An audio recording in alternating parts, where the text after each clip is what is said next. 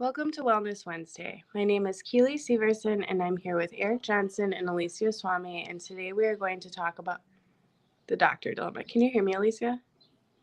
Oh, when you waved, I thought you were like, issue. Okay, we've been having all kinds of tech and sound issues, so I Oh didn't know my if that was gosh, code. I was just trying to say hi. So the doctor dilemma is what we refer to with the doctor dilemma is an overarching term that we use to refer to a lot of problems in the medical industry with doctors not recognizing our illness.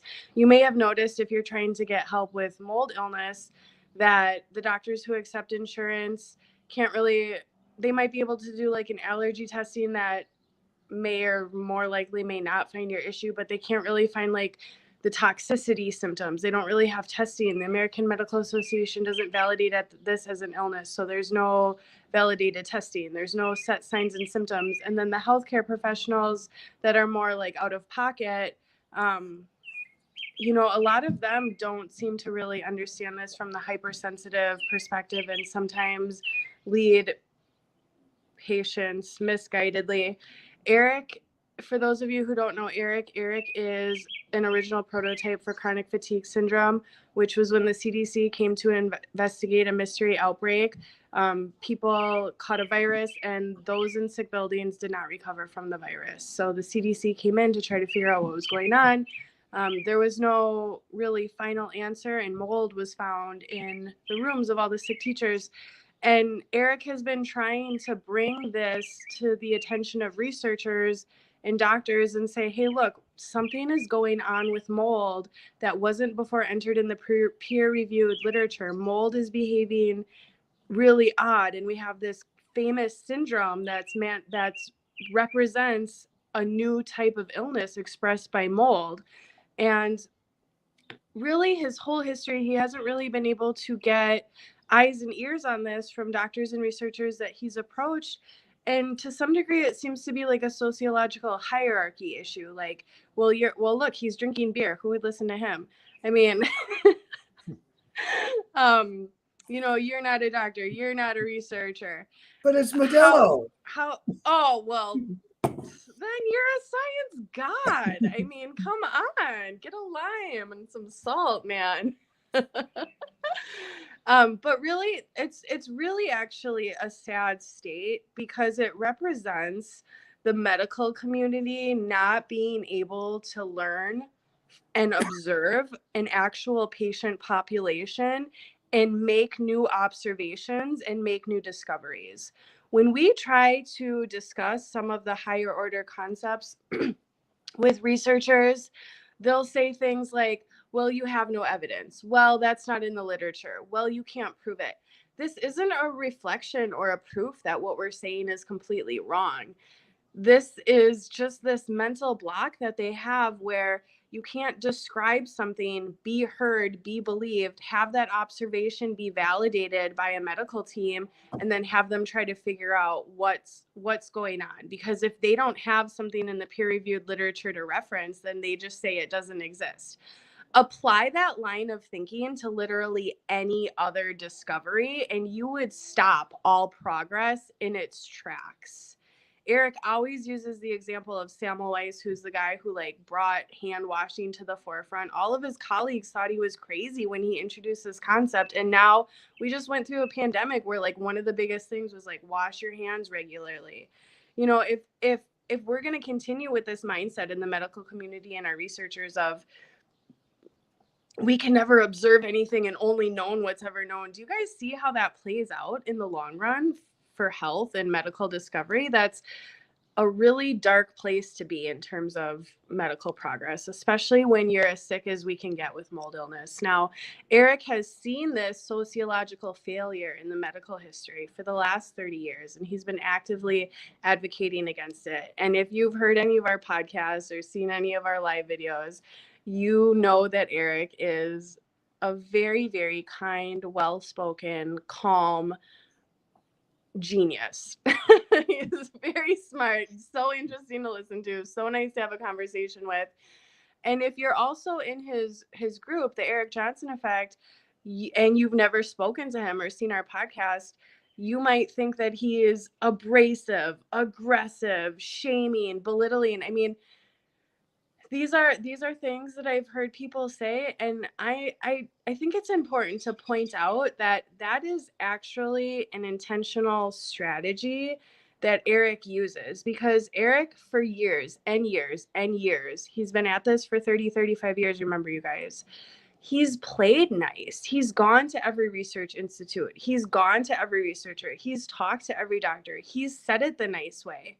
When they don't answer, and things get escalated, and then you start saying things in not such a nice way, now suddenly you got pushed into a corner to the point where you're going to stick up for yourself, and now you're the bad guy. And that's exactly how I feel like people who don't understand this specific aspect of what Eric's doing, that's how they paint him.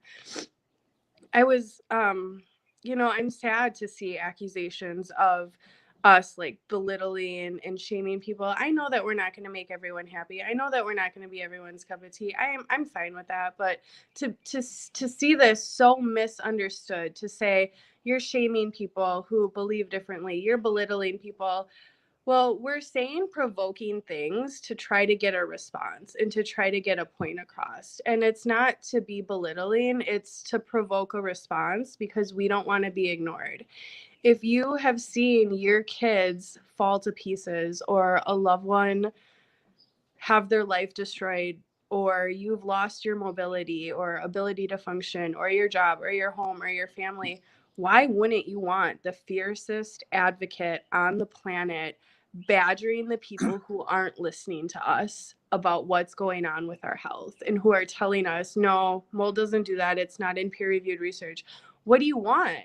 Do you guys want someone who represents our patient population who's just gonna lay down and be like, okay, well, just keep donating money to the OMF because you guys want to start research right now and look into what we already knew 35 years ago and just like pretend like that's helpful?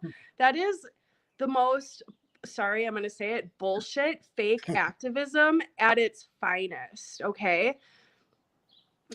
I don't like to like really ruffle feathers and be in the middle of controversy, but honestly, if you're not like a fan of Eric or how we do things, like I just think that we're probably not the resource for you, because we're not going to back down. We're not going to we're not going to pivot on this. Like, we really want people to answer for this illness.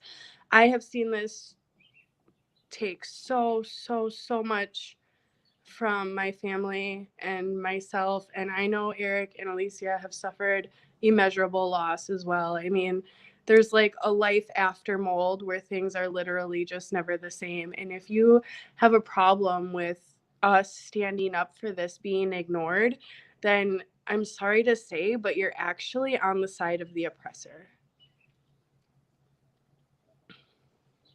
Nicely said. Yeah, Eric, I'm really curious as to, I just want to talk about your tactics more. And I really want to hear more about, people have tried to play nice, and how that has resulted, and how doctors actually use people's niceness against them. Yeah, it's a tactic. Academic collegiality. They say we have to play by certain diplomatic rules of niceness, and saying everything in a really objective and purely scientific way. And then they just stonewall you and stonewall you, deny. You don't have enough evidence. It's not in the literature. You can't prove it, until you say, well, this is a definite observation and we can act on this. They go, no, now you're being belligerent. You've broken the rules. So they call off the discussion, and it ends in a stalemate. Nobody gets anywhere. And they have done this for 35 years. I got a real education in this type of tactic from the original chronic fatigue syndrome outbreak. Doctors say strange form of mononucleosis under control in Incline Village. The hell it was. They couldn't control it at all. They didn't know what was going on. People were showing up with chronic active Epstein-Barr virus, and they didn't have a clue. So they did a couple tests. Well, they stopped doing the test and go, it stopped. It's under control. There's no problem. And then Dr. Cheney Dr. Paul Cheney, who called the CDC for help, he says, no, there's a serious problem here. We haven't explained why this EBV, this chronic mono, is getting out of control. And they go, well, you can't prove it. He goes, yes, I can. We've got evidence that would stand up in a court of law. We could stand up in a court of law and prove 90 cases by the CDC's own approved Epstein-Barr virus serology test. And the response to this was amazing. They didn't exactly say, oh, okay. No. They said, you challenged the might and authority of the CDC. Who are you? You are a country doctor. You just hit some small town MD, and you think you could dare to speak to the Center for Disease Control? Well, it's not me speaking. It's the test results. They're good. And their tactic was to say, well, Dr. Cheney is controversial. Well, that's true. He was controversial. You don't speak back to the mighty CDC and not be controversial, but that had nothing to do with whether he was wrong or right. And just by using that tactic, they managed to shift the argument completely away from whether there was any validity to this test and make it all about whether Dr. Cheney was controversial. I feel like, sorry for interrupting, but I just want to say, I feel like they do that with everything that they want to discredit. Like acupuncture will be on Quack Watch. You know, like everything that they want to discredit in the public eye, they'll do something to put question in the public's mind about the validity of it. And then it's like you can't even really talk about it anymore with people, because then they're like, oh, well, that I saw that on Quack Watch. That's BS. Well, that doctor had his license revoked. Well, yeah, guess what? Any doctor who goes against the grain is under threat of having their license revoked. So if you have a doctor that goes outside the box and doesn't just do, goes outside the box to help you find answers, they are going to be under threat to lose their license. Now, a great doctor loses their license, ends up on Quack Watch. Does that mean that they had so much integrity they were fighting for their patients, or that they're a quack? This is a common tactic. Sorry for interrupting, Eric. No, that's fine. And you're right. And amazingly enough, it works. They managed to completely divert attention away from the actual issue. Is it valid? Is it not valid? And make it all about whether the person speaking the words is controversial. I couldn't believe it. I thought doctors were smarter than that. Yeah. I mean, that is just falling into such a ridiculous trap. And I'm very, very disappointed that doctors, even when you point out to them that they have succumbed to this kind of tactic, still refuse to correct it. They won't stand up for themselves, for science, for evidence, for patients. And I kind of felt like I had an obligation to do so, because I didn't have a medical career to lose. I don't have a college tuition fund to pay off or anything. I'm just an interested party. I was right in the middle of this controversy, and I wanted to see science prevailed and justice was done. And it never happened. They left it at Dr. Cheney being controversial for all these years. They never came back and said, well, that EBV serology test, that was right. And even the doctors who fought him on this later, when they started using that very same test, did they apologize? Did they exonerate Dr. Cheney? Hell no. They left it as it was. This is a theme that came up even in our interview that we aired on Monday with Dr. Petras. She was under threat for losing her license for going a little bit outside of the box.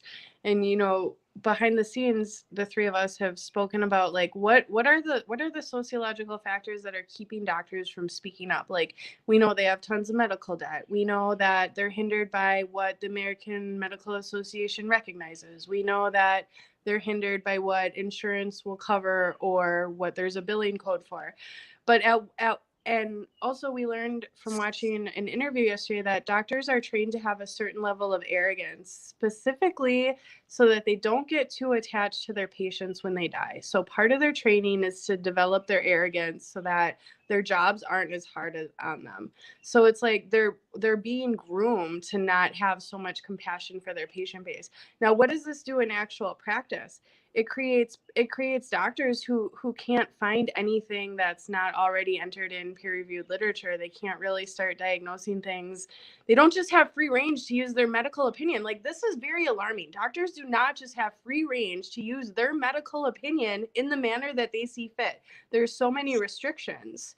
That is one part of it, but like, you can't just make excuses all of the time. Like, at what point, when you see, like, I don't even know the percentage of people who are chronically ill in 2022, but at what point in your practice do you see chronically ill patient after patient and then just not say, like, something else is going on here? Not everyone has a CBC that's normal when they're super sick. You can't just tell them all their labs are fine. Like, we really should be, our medical profession owes us more, I feel like. Well, if something really stands up to scrutiny, like the EBV test or the autonomic dysfunction that makes your heart beat lower than it's any athlete's supposed to, I mean, abnormally, pathologically low, there's got to be a mechanism where you can introduce this to the research profession and not have it just dismissed. Now, I'm sorry to say this about Dr. Davis, but when they said about his son Whitney, well, your son's just as healthy as could be. I mean, look, his heart rate is 45. That's That like was a crazy. super athlete. I'm sorry, Dr. Davis, but at that point, you should have said, what the hell are you talking about? For those who aren't aware of who Dr. Davis is, he is a researcher at the Open Medicine Foundation. His son, Whitney Defoe, is a very, very, very, very severe ME/CFS patient. We watched an interview with him recently, and Dr. Davis said he showed all of his blood work, all of Whitney's blood work, to patients, to other physicians, and on paper he looks so healthy. He's non-functioning. He has a feeding tube. He can't handle light, sound, touch, movement, anything. I mean, he's not obviously functioning or healthy. And what Eric was just pointing out is one of the main markers was really low heart rate. Well, why isn't that just like followed up to the final core? Especially when you're like the head of research at the ME/CFS. I don't mean to laugh. It's not funny, but. Well, there comes a time in science when you know that something stands up, you have to stand up for it. Science doesn't prove itself. We have seen that you can put all the best evidence in front of doctors and they will just simply ignore it until it no longer exists. So this idea that we can just wait, sit back for science to somehow magically persuade all the doctors, that is not happening. I mean, it takes people who are going to stand up and say, no, doctor, you can't ignore this. Absolutely. And I think, we were having this conversation earlier, and I think it's patient advocates like us who are not tethered to the AMA or, whoever. We're not bought by big pharma or whatever these doctors are, their balls are being held by. We're not held by those standards. And so we have a little bit more leeway to be able to speak out in this manner. But something you had mentioned earlier, Eric, is that, a doctor doesn't need to write in his chart that, hey, to tell his patient, hey, you might be sick by mold and you can actually go here for resources. It doesn't take a lot to do that. And it's not going to, affect their medical license by just providing that information, or providing information for Lyme or whatever the case it may be. It's like Keely said, where does the buck stop with these people? Like, when are they going to have some compassion for the patient and see that? I mean, like Keely said, again, chronic illness patient after chronic illness patient. It's like, how many people do you have to see until you start, like, the light starts blinking, like there's something going on here. We need to look further. Let's do it. So that's just my 2 cents. I feel like it's so risky to also put us in the category of it's a psychological illness, which I know the original definition of CFS ruled out psychiatric conditions. I know a lot of CFS professionals have ignored that definition completely. Even psychiatrics are like specializing in CFS when it was rolled out. But sorry, I lost my train of thought. I'm going to be quiet now. Well, that's a really good point, because doctors are supposed to be interested in their subject matter, their field of expertise. And if they claim to be a chronic fatigue syndrome expert, I would hope that they would at least read the original Holmes 1988 chronic fatigue syndrome definition, which specifies that chronic psychiatric disease must be excluded. Oh, what I was going to say is the danger of like blaming hysteria for a real illness. Like, I feel like what they did was take like the early 1900s definition of like the hysterical woman that could get you locked up, and they just put it into modern times of like, if you come repeatedly to the doctor and say things like, I'm sensitive to A, B, and C, and the mold in my house is making me sick, and they can't verify it in a test because their tests don't show them the problem. Instead of saying, hey, is there a real problem here that my tests aren't finding? They're saying, well, you're obviously crazy.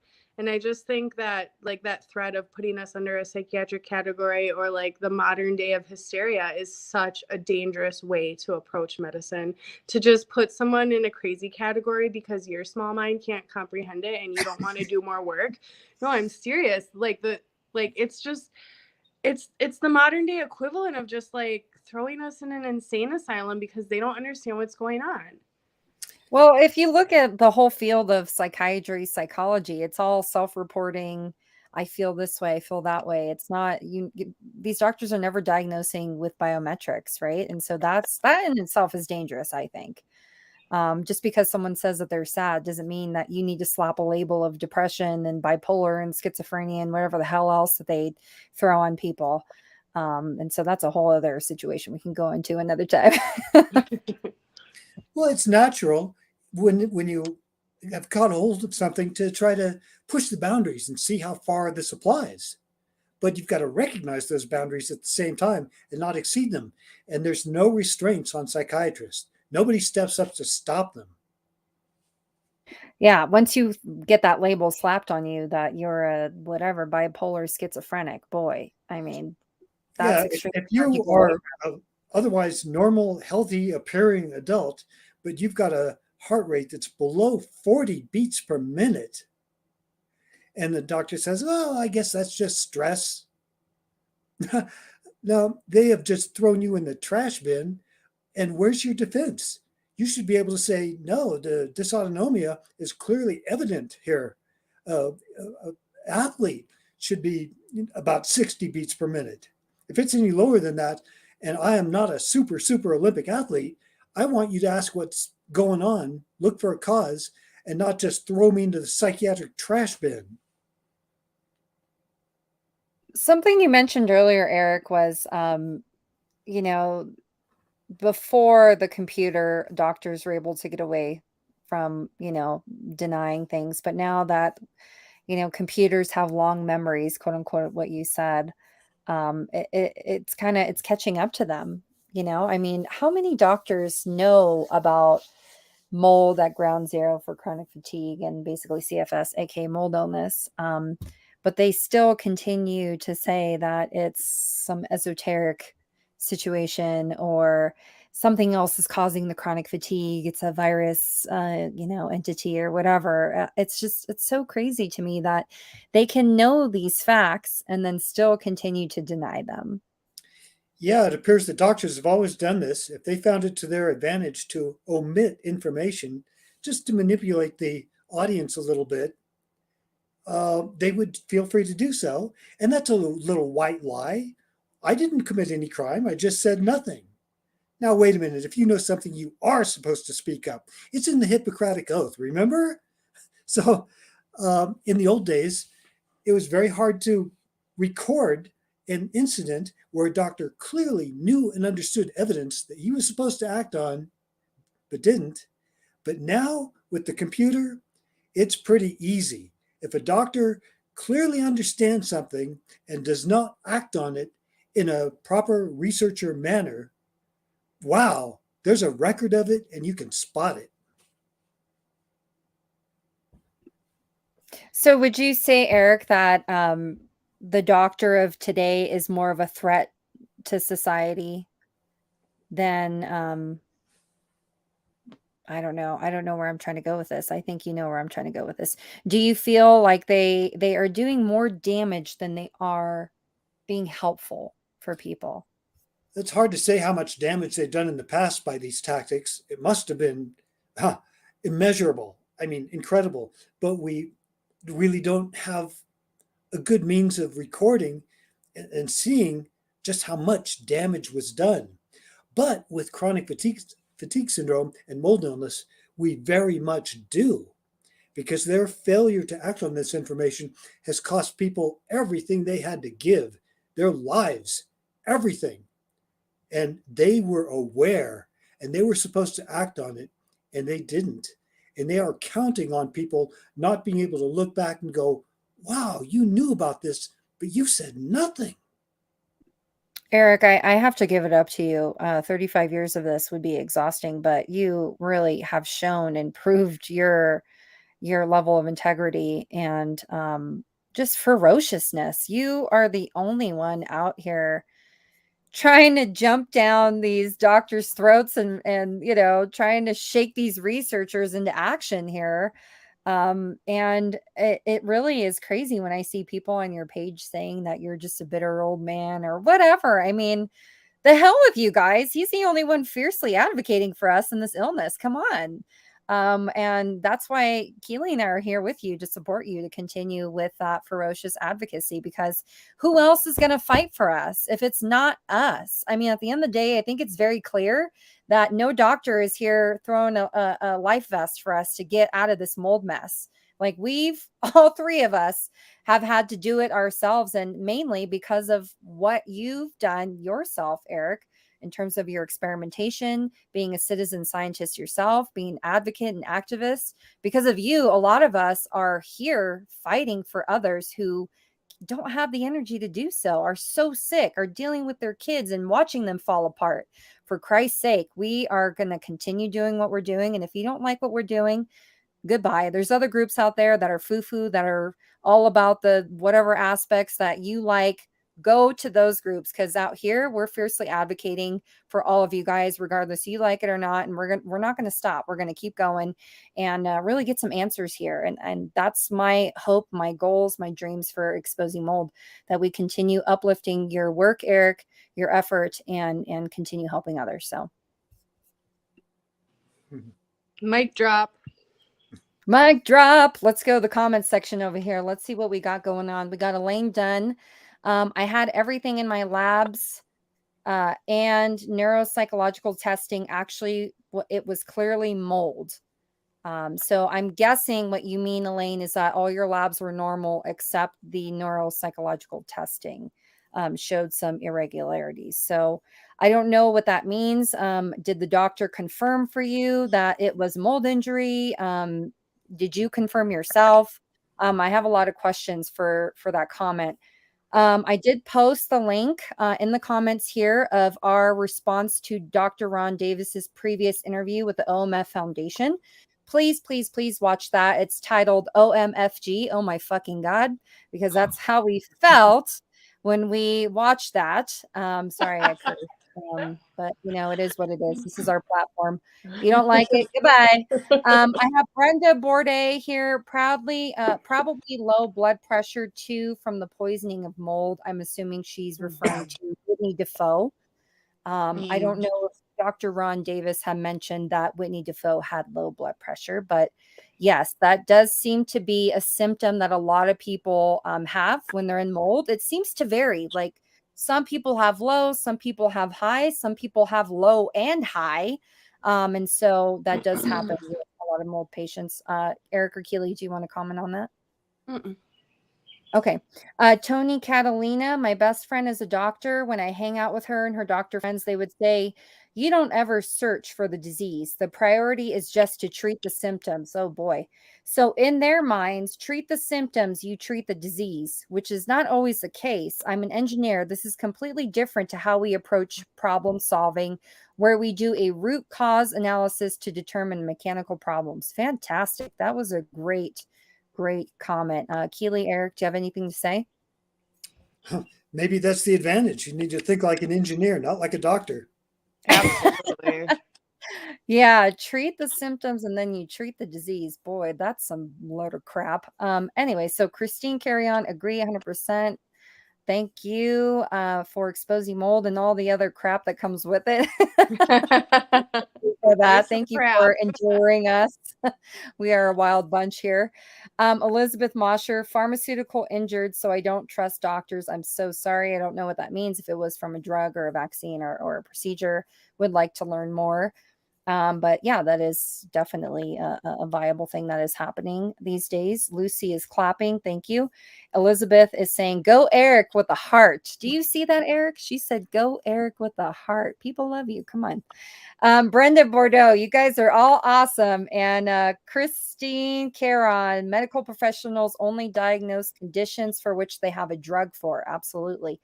They dismiss everything else, especially chronic illnesses. If anything isn't easy to treat, they kind of just dismiss it as a psychological problem, I feel like. If it's not in the literature, then it doesn't exist, is pretty much how they proceed.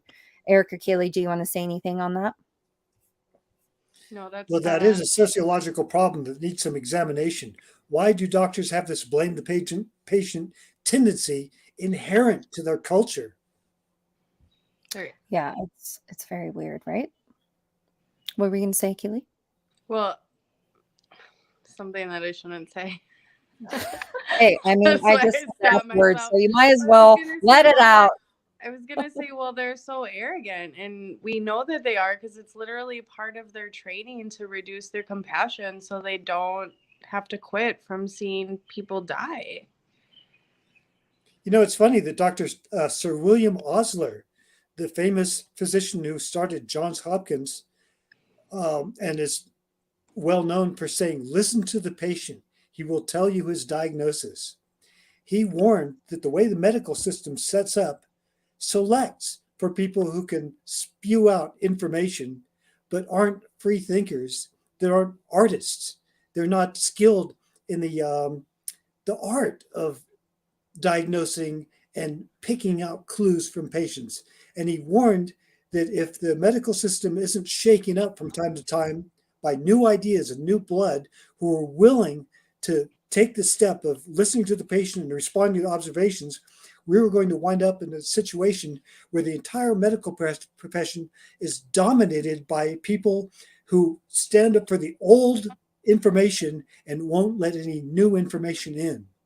And that's Yeah. exactly what has happened. That reminds me also of your military story where one of your superiors told you that there were at least 12 ways that immunosuppression could cause illness in a population that doctors would miss, and they would all just fight each other over which pathogen it was. Now, the fact that they knew doctors would behave this way in your military training, That I is mean, that amazing. never ceases to blow my mind when we talk about this. I'm always like, but how did they know? Yeah, I mean, when you have a system that rewards, doctors just following orders and restricts and whatever, condemns other doctors that are actually trying to be creative and trying to find alternative solutions or trying to be more investigative. I mean, if you have those people being signed off as quack watches, as quacks on Quack Watch, I mean, what kind of system do you think you're going to breed? I mean, it's going to create a system just full of brainless, mindless robots just typing in symptoms into a computer and finding the right drug and boom, here you go. Get out my, office. That's just how medicine has become these days. I'd really like to have a discussion with the Open Medicine Foundation about the basic process of science and if a good clue were to emerge in MECFS, how would it penetrate this barrier of doctor denial? By what method could it make its way through all the attempts of doctors and researchers to go, no, it's not proven, it's not in the literature. Is there any way to do that? Well, actually, what we're doing right now is finding out if they left the mechanism open. And so far, it's been a stone wall.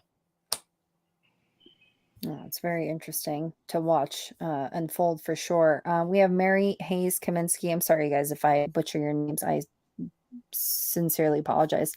She says, yes, Elaine Dunn Ard. No, sorry. For years, they should have known 2009, and nobody ever mentioned anything about mold, but it took until 2018 to see what was causing my problems. I wish I had this back then because I could have saved my babies before now. And I'm assuming you mean exposing mold's information. Fighting to save them from their dad now because he's trying to keep them sick, because I'm sure he doesn't understand the mold issue because it's not known and out there, right? I'm so sorry to hear that, Elaine. We deeply empathize with you in your situation. Thankfully, you do know what's going on, and hopefully that is helping you out and finding solutions for you. Elizabeth Mosher, if they don't know, they say we have anxiety or depression or bipolar, from Elaine. Yes, that's exactly right. Again, Elizabeth, my doctor knows I was harmed by mold, but doesn't know how to help me. And that's a whole other side of the coin. Keely or Eric, do you want to comment? Well, I just want to say that if you have a doctor that does believe you and they want to learn more about how to help you, that's what we're here for. We're here for helping both the patients and providers understand the complexities of this. And so if they're open to learning more, send them our way. We'd be happy to help them help support their patients. Absolutely. And I know we do talk a lot of crap about doctors, but I mean, we do want to help them. And so the ones that do want to understand and know more, we are here for you. So please check us out, exposingmold.com. Any time of the day, reach out. We are here. And Christine says, by the way, congratulations on your first newsletter. Great job. Christine, it might have been your first newsletter, but we've been having this running for a while. I knew you were going to say that. Yeah, we have a Alicia newsletter. works too hard on the newsletter to let anyone say it's the first time it came out. I know that. It's okay. Christine doesn't know, and that's totally fine. But yeah, anyone who hasn't subscribed to our newsletter, they come out around the first or around anywhere in the first week of the month. So please sign up. Again, exposingmold.com. Pop-up will show up. Just sign on with your email, and you will get access to all of the stuff that we got going on, our great information, publications, future interviews on the podcast, health information, blog posts, and all that great stuff. So I think it's safe to say that we should probably wrap up now. Keely and Eric, do you have any last thoughts or words you'd like to mention to our audience? No, I'm good. Hey, everyone. Well, all right. We'll see you later. Take care. Bye.